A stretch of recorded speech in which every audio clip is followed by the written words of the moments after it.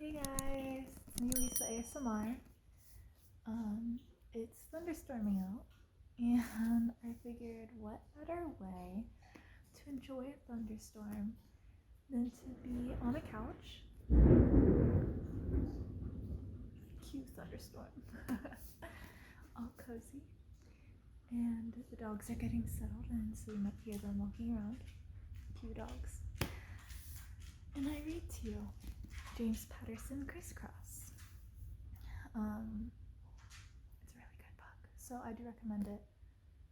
I just barely ever have time to read it, so this is how I'm making time. I'm on chapter 73, so don't kill me. It's by James Patterson. Did I say that? It's right there too. I'll wait till he gets a little bit more settled. Okay. When I exited a rental car early the following afternoon in a parking lot in a slightly seedy neighborhood in North Miami Beach, the air was so hot and humid it reminded me of Washington, D.C. in mid-August. Meaning that it's kind of like sticking your head in a panting dog's mouth. Cue panting dog. Sweat burst out of every pore as I walked toward a 2-story faded green office building that had seen better days. The grass and shrubs were shabbily tended, the glass front door needing cleaning. The directory on the wall inside said the 2 suites on the first floor were occupied by law offices that specialized in DUI defense.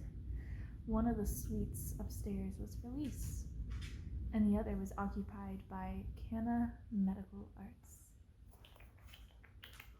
Hi, baby. You're a good boy. I climbed the stairs to the suite of Canna Medical Arts to find a handwritten sign on the door that said clinic hours 9 to 12 and 2:30 to 5. Good boy. Monday through Friday. It was 10 minutes to 2, 40 minutes until the clinic reopened, but I was there, so I tried the doorknob. It turned, and I stepped into an empty, dimly lit reception area. The front desk was unmanned, and the area behind it equally dim. I was about to call out when I heard snoring from down the hallway. I followed the sound of the snoring and reached an office lit by a single lamp, sitting on a large wooden desk. Behind the desk, a heavy-set man in a rumpled, the thunderstorm is rumbling, blue shirt and jeans, was sleeping in his chair, bare feet up on the desk. His toes were positioned right under the lamp, as if he tried them there for warmth. Unfortunately, the light revealed toenails that were long, abnormally thick and yellowish, with dark streaks as if they were infected with something fungal.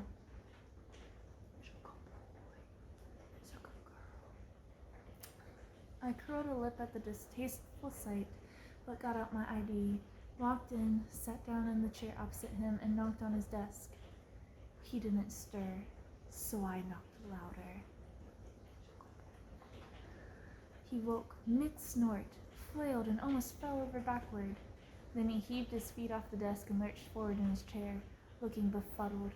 He had a jowly face, wrinkled, tobacco-colored skin, and bloodshot eyes, and he appeared to be in his late 60s, though I knew for a fact he was only 51. The man's eyes widened and focused on me. He leaned back in alarm. "What is this?" he said. "Who are you?" "I'm a detective, and I'd like to ask you a few questions." Dr. Julius Bombay got angry and started sputtering. "Will this ever end? I have paid my fines and endured the penalties and indignities. Enough already." "I'm not here about you losing your license to perform surgery, Dr. Bombay," I said. "I'm here about an old client of yours." The disgraced plastic surgeon's entire demeanor changed. He quieted and studied me closely. "Who do you work for?" he asked. "I sense you're not real law enforcement." "Try me." "I'm here about Kyle Craig." I don't know who you're talking about, he said, taking his eyes off me and opening a desk drawer. He knew you. He told me you gave him a whole new face. This was back when you were operating at night and under the radar to fund your gambling addiction. Dr. Bombay came up with a pistol and aimed it at my chest. I looked at the pistol. A stout Remington 1911, probably .45 caliber. In the right hands, it was probably deadly. But Dr. Bombay's gun trembled like his voice when he said, "Whoever you are, get out. This is persecution." I put up my hands and stood. I'm not looking to pin another illegal cut job on you, Doctor. I'm just looking for corroboration that you did give Kyle Craig in the face. He leaned across the desk and shook the gun at me. Get out. Calm down, I said. I'm starting to pivot. I'm going. The instant I saw him begin to retract the weapon, I spun back and smashed the inner wrist of his gun hand so hard he howled in pain. The pistol went flying and disappeared behind him with a clatter. Asshole, he said. He looked miserable at his wrist, and then up at me in alarm, and then he dropped behind the desk. Knowing he was after the gun, I came around behind him, grabbed him by the shirt collar, and jerked him to his feet. I spun him around and drove my right fist into his solar plexus. Dr. Bombay doubled over, and his eyes bugging out, weird choking noises erupting from his throat. I guided him around into the chair I'd been sitting in, then went back behind the desk, found the gun, and unloaded it. By the time I was done, he almost regained his breath. It's an easy question, so I want an easy answer. Did you give Kyle Craig a new face? The face of an FBI agent named Max Siegel. He shrugged. I don't know. Maybe. Jesus, man. Whoever you are, we didn't use names. I didn't want to know names. If I knew names, I could give them to people like you. So no names ever. Get it? I showed him the still shot from the jail security footage. You ever see him? Dr. Bombay leaned forward to look and then shook his head. No, I mean maybe, but I don't remember much about their faces beforehand. It's the aftershot I always treasured. What about an aftershot? Is there one in your old files? I know the approximate date you would have operated on him. His eyebrows raised. Well, that might have worked, actually, but all my old records were in storage unit in Tampa until the last hurricane tore the place apart. Dr. Bombay? Young woman with purple hair was standing in the doorway. She looked from me to the pistol and bullets on the desk to the doctor. Yes, Emma. Your patient is here. He shifted his gaze to me. As you've heard, duty calls. The doctor said this with such an air of resignation that I nodded. He sighed, getting to his swollen bare feet. Emma, where are my sandals? Emma glanced at his feet. Her nostrils flared in revulsion, but then she pointed at the corner and moved aside to let me leave. I'm sure I've been to worse airports than Miami International, but I can't remember when. I didn't notice the problems as much as when I flew in, but trying to depart, I waited for almost an hour to clear security, and I found most of the toilets broken and the floors filthy. There weren't enough benches or chairs, and the service people were deeply unhappy. Some were downright rude. It put me in an even fouler mood than I'd been in when I left Dr. Bombay's office. I still had no answers to any of the questions, including whether Kyle Craig had indeed had his face surgically altered to match that of a missing FBI agent. I'd hoped Dr. Bombay could prove that my idea that Craig might still be alive was wrong, but getting off the flight home, I felt no closer to doing that. I grabbed a cab, gave an address a block from my house, and waited until I was on 14th Street. Before putting the battery back in my burn phone, when I turned it on, I found 8 phone messages and 8 text messages waiting for me. My phone rang before I could listen to or read any of them. John Sampson. Yeah, where the hell have you been, Alex? He asked after I'd said hello. You haven't been answering your phone. I needed to disconnect for a few hours. Uh-huh, he said. Okay, well, whatever. Can you receive text pics wherever you are? I'm almost home, and yes. It'll take only a moment. I'll send them and call you back. Stuck in traffic 10 minutes later, I felt the phone buzz. I dug it out and glanced at the two pictures. I felt a blinding headache coming on. Sato Craig had been caught on camera, in color, both in profile and straight on. He wore jeans, a tan leather jacket, no sunglasses, tooled cowboy boots, and a white baseball cap on backwards. My phone rang. You see him? Couldn't miss him. Where was he? Union Station, 4 o'clock yesterday afternoon. Those are the only two taken from the security footage, but I've looked at all of it, and it's like he wants to be seen. Alex? Okay. He deliberately walked in front of at least 4 cameras.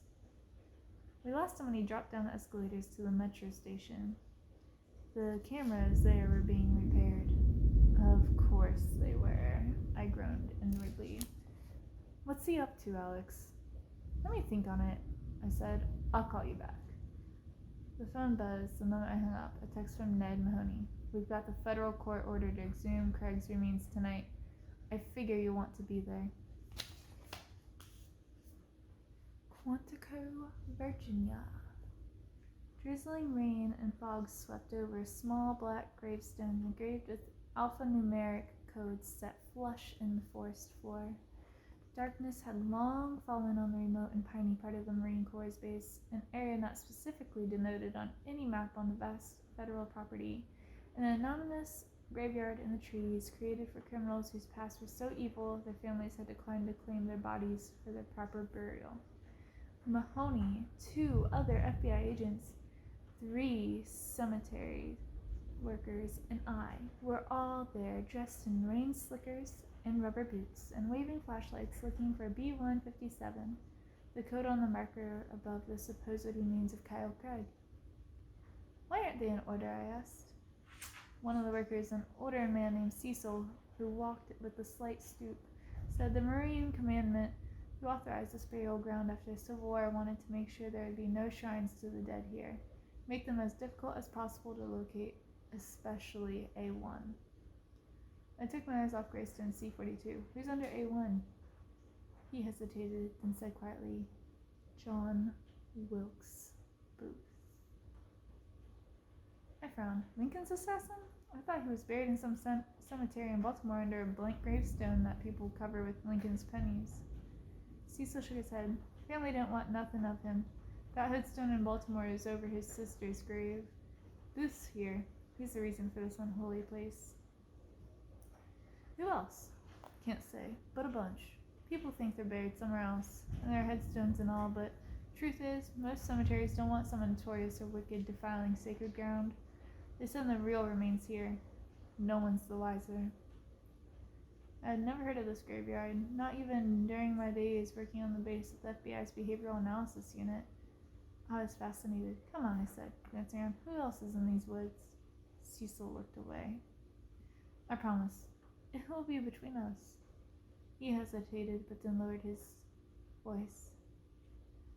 You're within 30 yards of all that remains of Oswald and of Ruby. I gaped at him. Lee Harvey Oswald? JFK's killer? Here? And Jack Ruby? Oswald's assassin? The irony.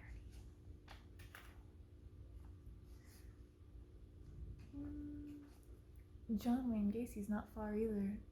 Real Hall of Shame. Before I could reply, Mahoney called out, Here it is! I've got him! Ned was 3 rows away, crouched down and shining the beam of his maglite at the ground. Bring the big lights and the digger over. An FBI agent fired up a pickup truck carrying a bank of construction lights. Cecil crawled into a bobcat earth-mover with a backhoe arm.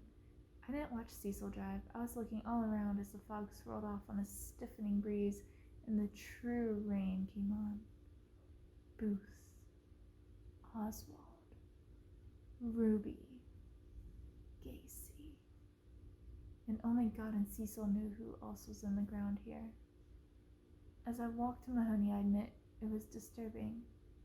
Okay, downright eerie to know that I was stepping over the bones of psychopaths, assassins, and other cold-blooded murderers. A worker used a pinch bar to pry up the headstone and then set it aside.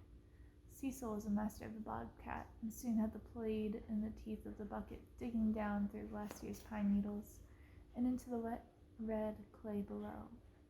It was pouring rain when the bucket hit metal, the heavy clink echoing up out of the hole. The other workers used a wooden ladder to climb down into the hole with a spade and 2 lengths of a chain.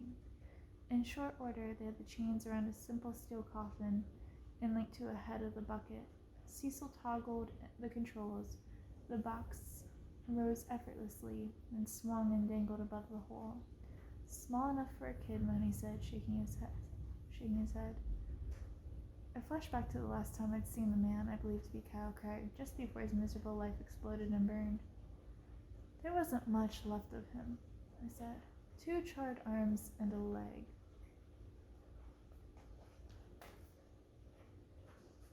I got home just before midnight chilled and desperate for a hot shower in bed. Bree was up waiting in our room. She said nothing when I walked in, but her expression spoke volumes. I knew I should have called, I said, but I texted you that I had to go to Quantico. Bree, stone-faced, didn't answer. I went over and sat on the edge of the bed. Look, I had to go somewhere today, talk to someone, and I had to do it in somewhat of a strong-arm manner. I did not want you involved in any way whatsoever. I did not want to tell you where I was going, and I kept my phone off. I did not tell anyone where I was going, and when I got back, Ned called me to Quantico and took me to a place that isn't even supposed to exist. She replied for several minutes and said, So, there is a part of Alex Cross that his beloved wife is not allowed to know about. I could see there was no good way out of this situation. I surrendered and told her about Dr. Bombay and then about the graveyard at Quantico. John Wilkes Booth? I had the same reaction, I said. Her hard expression was gone, replaced by genuine interest. What about Ted Bundy? Is he there? We'd have to track down a groundskeeper named Cecil to know for sure, but I'd give it better than at even odds that he is. Bree shook her head. That's incredible. And no one knows about this? A select few. Do you think Craig's remains are in the box? I'm so cold and tired, I don't know what to think. Poor baby, she said. Thanks for understanding. Oh. Take a hot shower and come to bed. I kissed her and said thanks for understanding. Some of the soberness returned to her face as I stood. Don't think for a minute I agreed with your reasons for staying silent about Miami. We're supposed to be life partners, soulmates, much more than a team. I apologize, and it won't happen again. Then consider it forgotten, she said, and she turned out her light. The shower was wonderful. It not only warmed my bones, but washed everything from repulsive toenails to coffins off my skin and down the drain. I climbed into bed, the day far behind me, and drifted into dreamless sleep. When Bree and I woke up, we decided we needed a family weekend. We took Allie to the tidal basin, and he rode his bike while Bree and I went for our normal Saturday morning run. You could tell almost immediately that the training rides he'd taken with the Wild Wheels group had improved his strength and technique. I told him so when he circled back to us.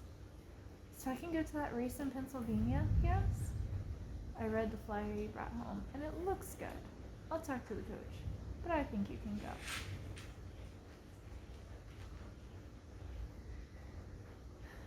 He hooted with joy and rode off as Bree and I passed under the first of the Japanese cherry trees that line the basin. You seeing this? Bree said, breathing hard and pointing up at the cherry trees. The buds looked ready to burst.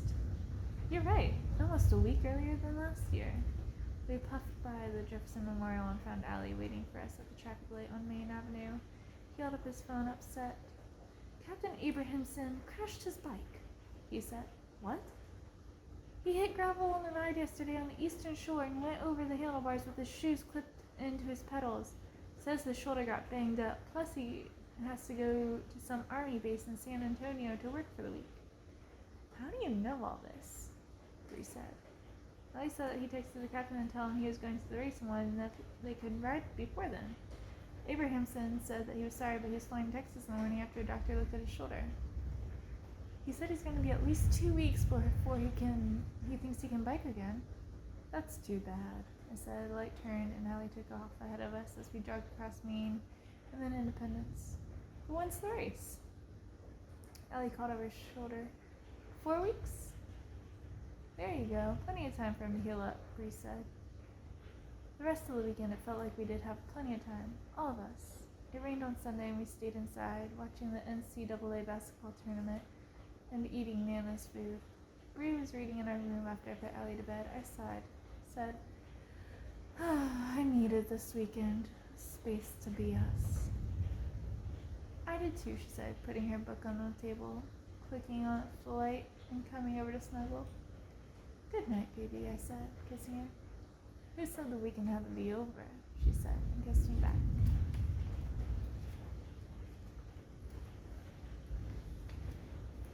Felt like the sun was coming in through the window and shining right on the eyelids.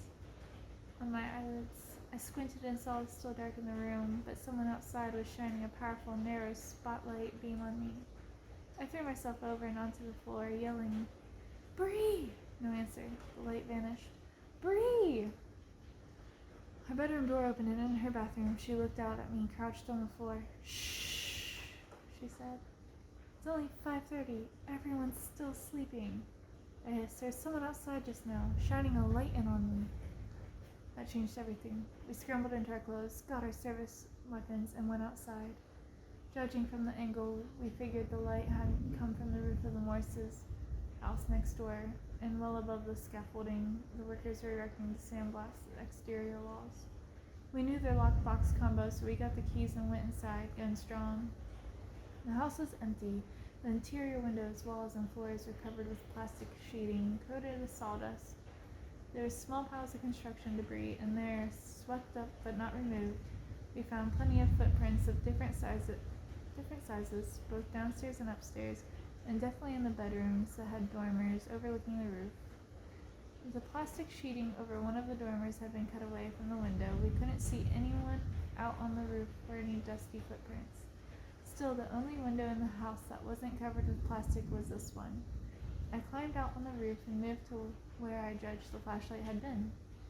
I found traces of sawdust being blown away on the breeze. Someone was out here, I said when I climbed back to the house, but the evidence is disappearing fast.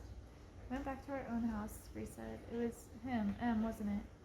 We have to assume so. I hate that he's watching us. When I think about it, I want to punch a wall. What about the cameras you were talking about? Ordering them today, and for this place too. I'll bill the owners.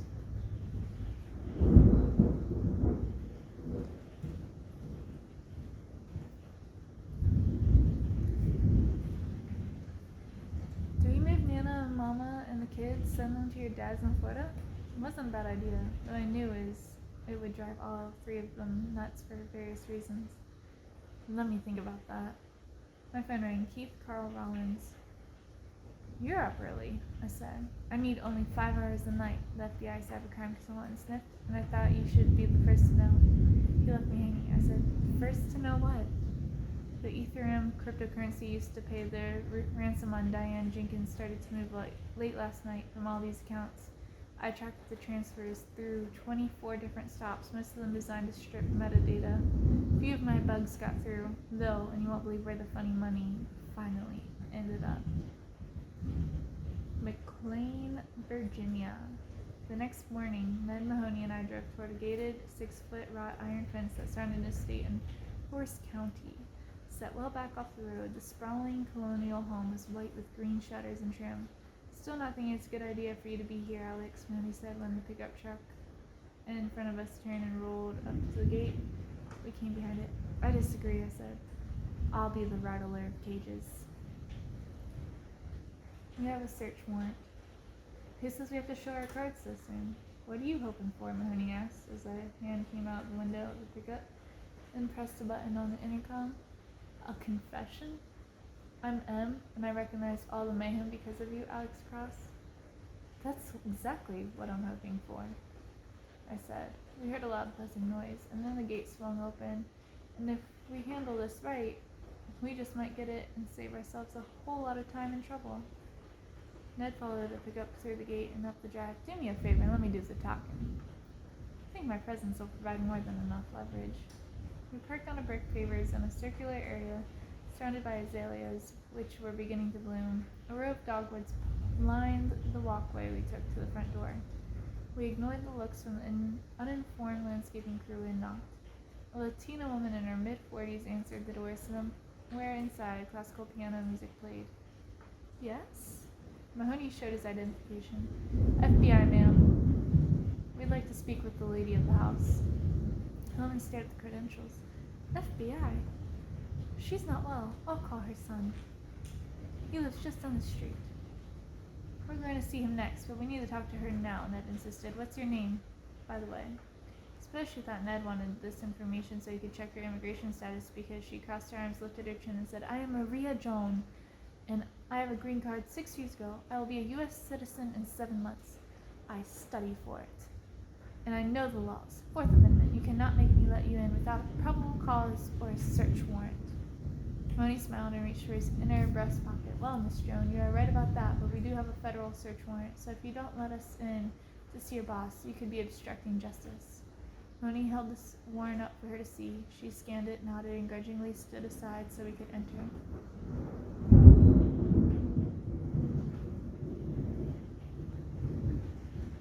So if you don't let it...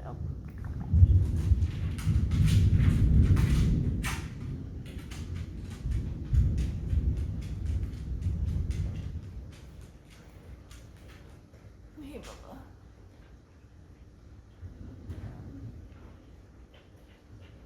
The oval foyer was slate-floored. At the center, between us and a weeping wall fountain, stood a pedestal table with a vase holding a riot of floral arrangement that scented the air with its perfume.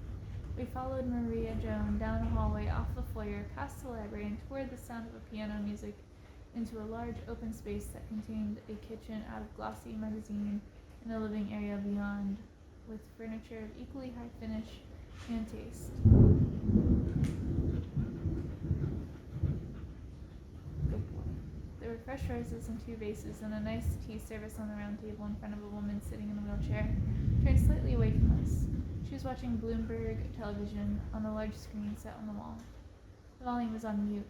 Piano music played from the speakers.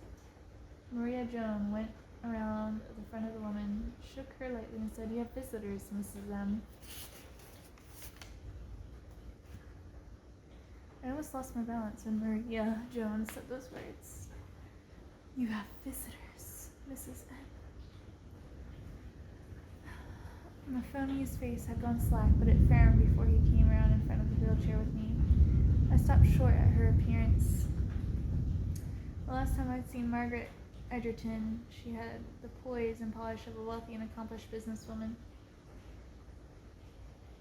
But the polish had gone off her in the 4 weeks that had passed since the day at the Greensville Correctional Center, when we both watched her son die, the cruel and barbaric death he'd chosen. She looked exhausted and wore tinted sunglasses, a plush blue robe, and thick socks.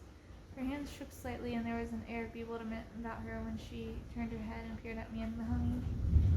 Visitor, she said in a sleepy, slightly slurred voice. I thought the therapists had all gone for the day, and I'm tired, Maria. Mrs. Edgerton, I'm Special Agent Mahoney with the FBI, Mahoney said, stepping forward with his credentials and the warrant. You can go now, Miss Joan. She won't be able to read anything you show her, she said, walking into the kitchen. Mrs. Edgerton looked puzzled. What's this about? Mahoney said, the kidnapping of a young mom named Diane Jenkins. The old woman wrinkled her nose and then squirmed upright. Kidnapping, she said, indignant. Me? How dare you? She began to cough and hack. She waved her fingers in the air. Please, Maria Joan said, rushing back into the room toward an oxygen canister set on a dolly in the corner. You've upset her, and she can't breathe now. I was beginning to feel bad about coming. The aide got in the oxygen line between Miss Edgerton's nose and then snarled at us. Can't you come back? She had a stroke 3 weeks ago. It damaged her vision, and she gets anxious. Now I felt really bad, but I said to Mahoney, tell her exactly why we came. Mrs. Edgerton's head cocked and swiveled toward me. Who else is here? Mahoney said, a consultant, ma'am. Back to why we're here. The kidnapped woman's husband paid her ransom. What's called a cryptocurrency. I know what that is. A blockchain nonsense, she snapped. So what? Before Mahoney could answer, Miss Edgerton waved her shaky left hand in my direction. You answer, consultant. Mrs. Edgerton, Ned said I'm in charge of here. I don't care, she said, wheeling 6 or 7 inches toward me. I may be legally blind now, but I still have most of my hearing, my rights, and my wits about me. Mr. Consultant, tell me why you and the special agent are really here. Cleared my throat and said the ransom money moved through hundreds of digital accounts all over the world and ended up in your personal cryptocurrency account. It landed there yesterday. All 5 million. It was as if she hadn't heard after I'd said about 10 words. Mrs. Edgerton gripped the handles of her chair so hard her knuckles turned pearly and her face contorted into something bitter and vindictive. You're here to finish me off, aren't you, Cross? I hesitated and said, no, Mrs. Edgerton, I'm not. She chortled at that. Sure you are. You railroaded my son into that electric chair, and you'd like nothing better than to see me fry too. We're here about a completely different matter, Mahoney said. Mrs. Edgerton, we have a federal warrant to seize any and all computers from your home in the Edgerton family office in Manhattan. The old woman seemed not to hear. She strained forward in her wheelchair, looking as angry as she'd been when her son was executed. In a harsh, cold whisper, she said, I told you that you would burn in hell, Cross. Do you remember that? I do. Are you N, Mrs. Edgerton? Don't answer that, a man behind us roared. Mom, do not say another damned word, and you two are out of here. I don't care if you are FBI. You don't barge into my invalid mother's house and start asking her questions without counsel. We both turned to see a bull of a man in his 50s coming at us across the kitchen. He was balding, fit, and wearing a hooded sweatshirt and workout gear. I remembered him from Execution. Peter Edgerton? Mahoney said, we have a warrant for your house, too. That stopped Mrs. Edgerton's older son in his tracks. My house? For what?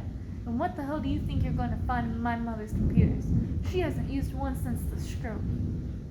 Pete, Mrs. Edgerton shouted, I don't even have an account like that. Oh, whoops, I missed that. Ransom money demanded by kidnappers ended up in your mother's crypto account. Yeah, no. Yes, you do, Mother, her son said sharply. What? We'll talk about it later, he said. He studied us. Are you bullshitting me? Did that crypto really get into her specific account? It did. And someone out there hacked it and sent it there. The real kidnappers. Peter Edgerton seemed to notice me for the first time, and his entire demeanor changed. No way, he said. He looked at Mahoney. You get that son of a bitch out of my mother's house, or I promise you I'll send every dime of my personal crypto fortune to see you both into oblivion. Mr. Edgerton, Mahoney said. Get him out of my house. Sorry. Get him out of my house, Peter, his mother shouted.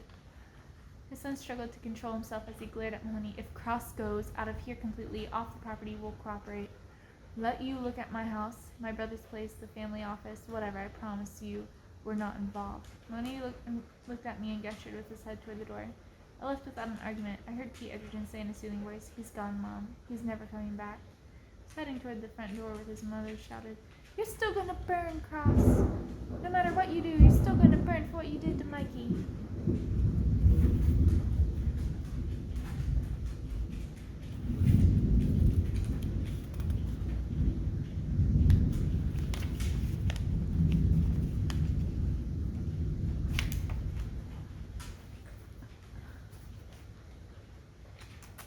Much love. Thanks for watching.